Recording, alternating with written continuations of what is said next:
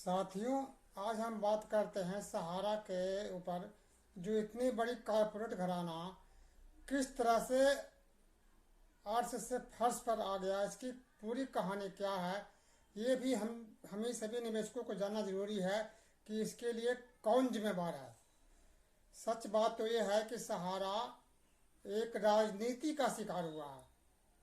इतने बड़े कॉरपोरेट घराने यदि किसी खा कोई भी घराने यदि किसी खास पार्टी का विरोध करे और किसी खास पार्टी का समर्थन करे तो निश्चित ही सत्ता का कुपभाजन उसे बनना पड़ता है। और ठीक यही बात सहारा के बारे में हुआ है। जैसे कि आपको पता है कि सहारा श्री का जन्म बिहार के अररिया जिले में हुआ था और उन्होंने सबसे पहले स्कूटर पे 1978 में नमकीन और बिस्कुट बेचने का काम किया था। उसके बाद कुछ दिन बाद 2000 रुपये उधार लेकर के और फाइनेंस का काम शुरू किया। अपनी लगन और मेहनत के बल पर गांव गांव में घूम घूम कर छोटी सी एक कमरा को किराए पर लेकर के उसमें अपना काम शुरू किया। 50 रुपये 100 रुपये डेली जो कमाने वाले होते थे, तो वहाँ पर उस टाइम क्या था कि गाँव में कोई बैंक नहीं होता था, तो 10 रुपये 20 रुपये भी महीने का वो जमा करवाते थे और उसके बदले में उस निवेश पर अच्छा रिटर्न देने का वादा करते थे। और आम जनता को भी 10 रुपये 20 रुपये इकट्ठा करके और उसको मोटी रकम एक साथ मिल जाता था। तो ये योजना लोगों में बहुत लोकप्रिय होता गया और धीरे धीरे इनके कारोबार बढ़ता गया और अपनी ईमानदारी और मेहनत के बल पर आज उन्होंने इतने बड़ा साम्राज्य खड़ा कर दिया। हालात ये था कि 2005 में जो शादी हुआ था तो सहारा ने अपने लड़के की शादी में 500 करोड़ रुपए खर्चा किया था। उसके बाद 2000 उसके उस टाइम जितने भी बड़े बड़े फिल्मी इंडस्ट्रीज के मालिक, सुपरस्टार, नेता, अभिनेता सभी लोगों का लाइन लगा होता था। एक ऐसा समय था कि सहारा सिटी के पास बहुत बड़ा फौज होता था। उनके नेता और अभिनेता और बड़े बड़े उद्योगपति उनके आगे पीछे डोलते थे। 11 साल तक उन्होंने टीम इंडिया का रिस्पांस उनके पास रहा। तो इन्होंने अपने कड़ी लगन और मेहनत के बल पर इतने बड़ा साम्राज्य को खड़ा किया। देखा जाए तो उनकी कितनी बड़ी संपत्ति है ये तो आपको पता लगा कि अमेरिका में जो उसको सिर्फ अकेले अमेरिका में 4400 करोड़ रुपए का 2 आलीशान होटल है। उसके बाद मुंबई के आमे वैली में 313 एकड़ में बहुत बड़ा हिल स्टेशन है जो कि इन्होंने उसको डेवलप करके बेचने के लिए लिया था। बहुत ही हर सुविधा संपन्न स्टेशन है और बहुत कीमती जमीन है। उसके बाद बरसोवा में 113 एकड़ जमीन है, महाराष्ट्र में ही है। उसके अलावा लखनऊ में तो उन्होंने सहारा सिटी ही बसा रखा है। 170 एकड़ जमीन में उन्होंने एक बहुत बड़ा सहारा सिटी बसा रखा है। और पूरे देश में बात किया जाए तो उन्हें कम से कम तो 7 से 64 एकड़ जमीन सहारा के पास है। ये तो हो बात। उसके अलावा उसके बाद 2003 में सहारा ने सहारा इंडिया पेपर भी निकाला था, लखनऊ से निकलता था। वो पेपर भी बहुत बढ़िया था और अच्छा चल रहा था। इसके अलावा सहारा टीवी, सहारा एयरलाइंस या दुनिया आईटी, मतलब ऐसा कोई क्षेत्र नहीं था जहाँ पे सहारा वालों ने अपना परचम नहीं फहराया और बखूबी अच्छी तरह चलाया। इतना क्योंकि उन्हें लगन था, कड़ी मेहनत उन्होंने किया। लेकिन उनके अंदर में एक कमियां थी। वो कमियां क्या थी? अक्कड़ पाना। वो अपने सामने किसी को कुछ नहीं समझते थे। उनको ये था कि हम सच हैं और हमें कोई राजनीतिक पार्टियां कोई हमें क्या बिगाड़ सकता था, इसलिए किसी की कोई परवाह नहीं कर सकते थे। यहाँ तक कि सुप्रीम कोर्ट ने जो ऑर्डर दिया 24,000 करोड़ जमा करने का, तो वो भी उन्होंने परवाह नहीं किया और पैसा जमा नहीं किया। अंतिम में 2014 में उनको अरेस्ट किया गया।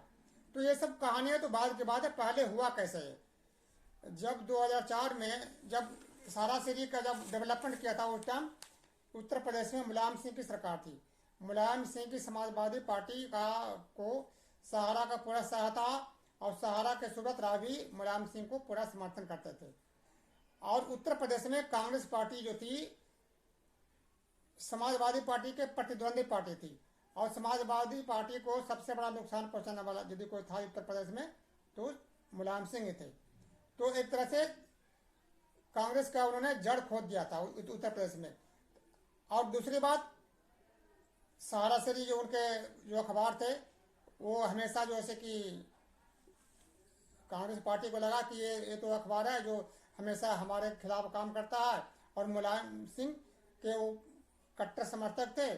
तो इस वजह से उनको राजनीतिक विरोध का सामना करना पड़ा। और सबसे हद तो तब हो गई जब 2004 में चुनाव हुआ तो प्रधानमंत्री की बनने की बात आई, तो कई नाम चर्चा में आया। ज्योति बसु का भी नाम चर्चा में आया, उन्होंने मना कर दिया। उसके बाद कांग्रेस की ही एक महिला की नाम सामने आया, तो सामने आया। इस बात पे सारा सिंह ने मीडिया के सामने ये बता दिया, बोल दिया कि विदेशी मूल के लोगों को प्रधानमंत्री का पद नहीं देना चाहिए, माने विदेशी मूल के लोगों को प्रधानमंत्री का पद ग्रहण नहीं करना चाहिए। ये बातें उनके लिए बहुत भारी पड़ा। आगे चल के यही बातें उनको सहारा को कोप भाजन का सामना करना पड़ा। नहीं तो ऐसे जितने भी कंपनियां आ यदि किसी भी कंपनी को आप इकट्ठे आप उस पर पूरा ईडी को, सीबीआई को, सेबी को सब पर लगा दीजिए तो 50 कमियां निकाल लेगा और उसको जेल के पीछे डाल देगा। यदि कोई पीछे पड़ जाए कोई पार्टी, तो कोई सरकार जो सत्ता में हो और यदि उसके पीछे पड़ जाए तो उसका खैर नहीं है। तो यही हाल सहारा के साथ हुआ।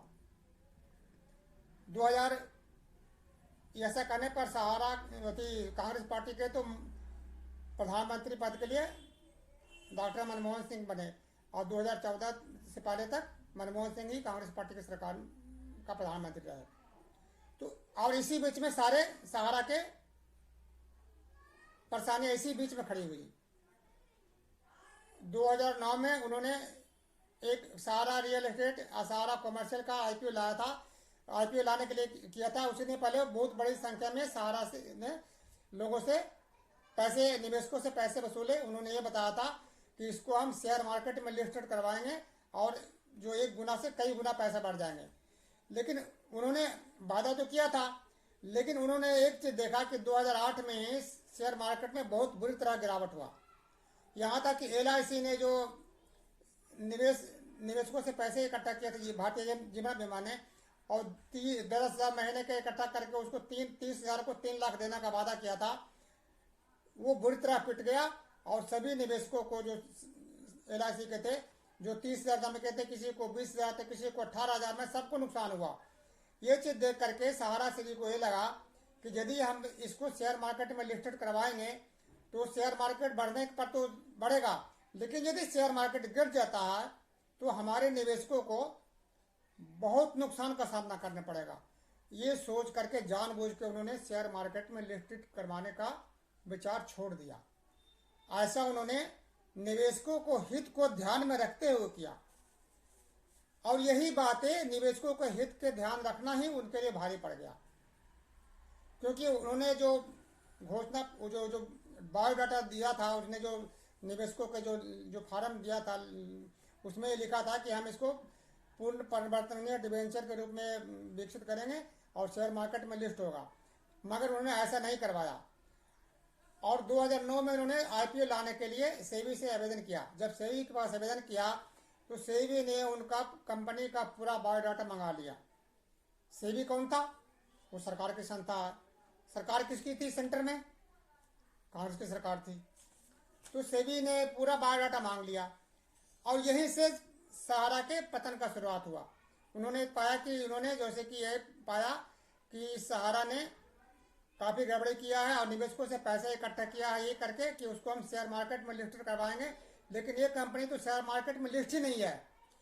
तो इस तरह जैसे कि नियम के अवहेलना के उस पर आरोप लगा। इसी बीच में इंदौर से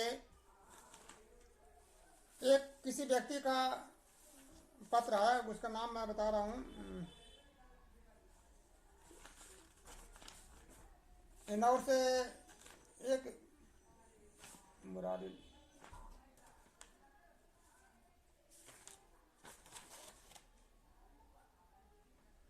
हाँ, इंदौर से भी एक व्यक्ति का पत्र आया, उनका नाम मैं भूल रहा हूँ।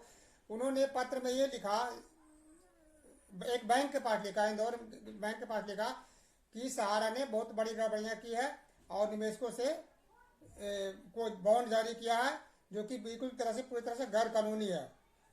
ये इस तरह से उन्होंने सेबी के पास लिखा। सेबी के पास नहीं लिखा, एक बैंक के पास लिखा।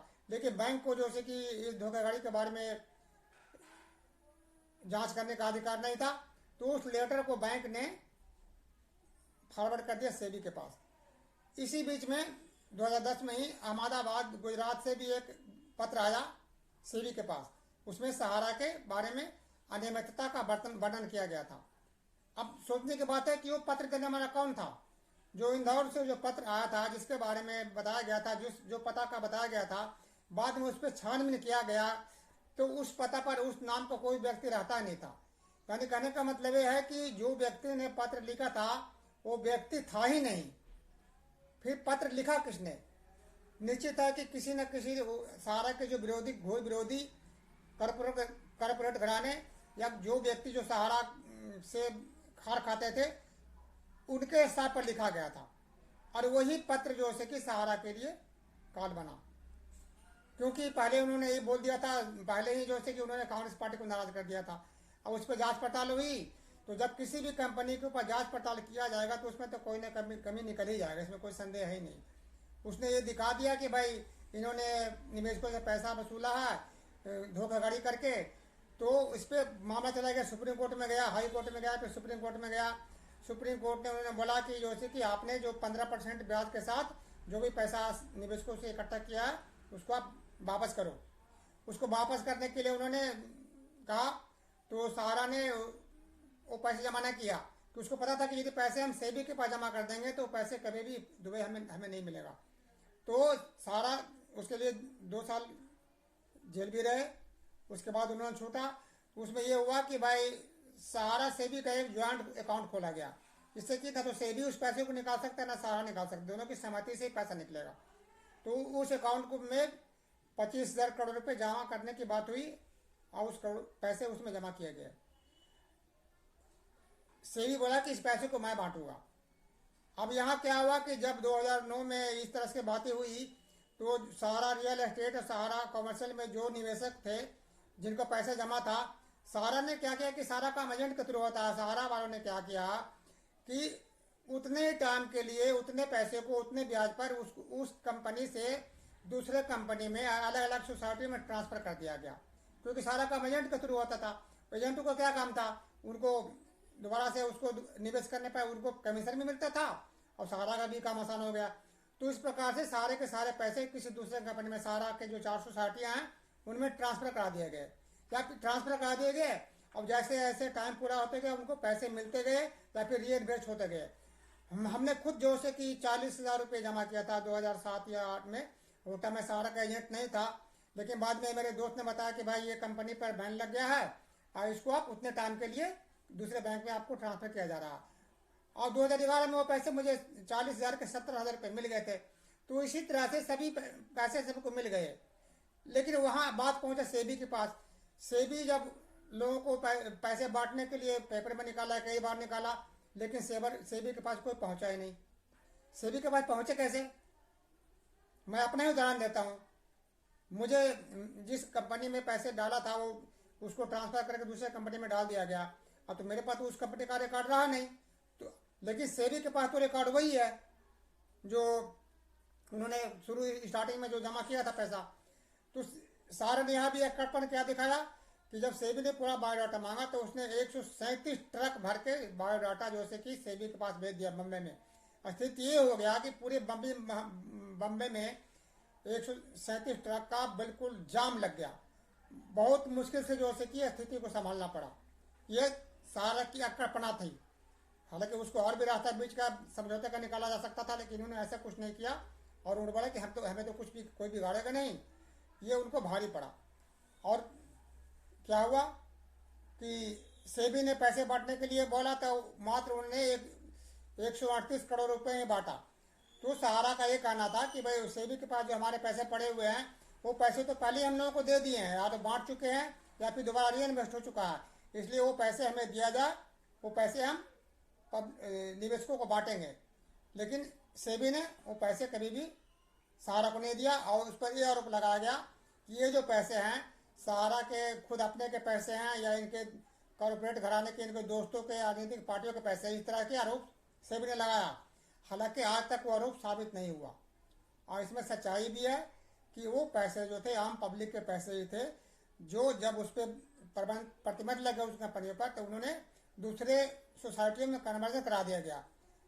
अब वही पैसा जो 25,000 करोड़ रुपए हैं जो अब सेबी के पास पड़े हुए हैं, तो निश्चित ही यदि वो पैसा सहारा को वापस मिल गया होता, जैसा कि सहारा ने बार बार लेटर जारी करके यही कहा है कि वो पैसे हमें वापस कर दिया जाए, हम निवेशकों को पाई पैसे हम ब्याज में चुकाएंगे, लेकिन सेबी ने ऐसा नहीं किया।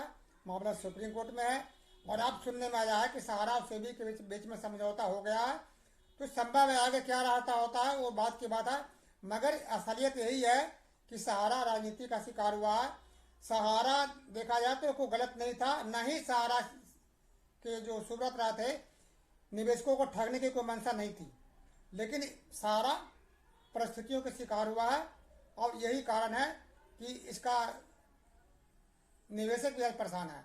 सहारा जानबूझकर कभी भी किसी निवेशकों को न तो अहित चाहा है और न ही ऐसे उसके मंशा था, लेकिन हो सकता है उसके कुछ मैनेजर वगैरह ने कुछ घपला किए हो, जो फंड मैनेजर वगैरह इनके जो हैं, मगर सहारा ने को यदि ये सेबी से पैसा मिल गया होता तो निश्चित ही पैसा अब तक बढ़ दिया होता है। दूसरा कि इनके जब पतन का शुरुआत हुआ है तो बरसावा में या जो आमी वैली जो डेवलपमेंट के लिए ज़मीन था वो सारे पैसे इन्होंने इधर से इकट्ठा करके पैसे सुप्रीम कोर्ट में जमा करना पड़ा सेबी के पास, तो उनके पास पैसे बचे नहीं निवेशकों को देने के लिए, तो इसलिए जो है कि निवेशक भी लटक गए हैं।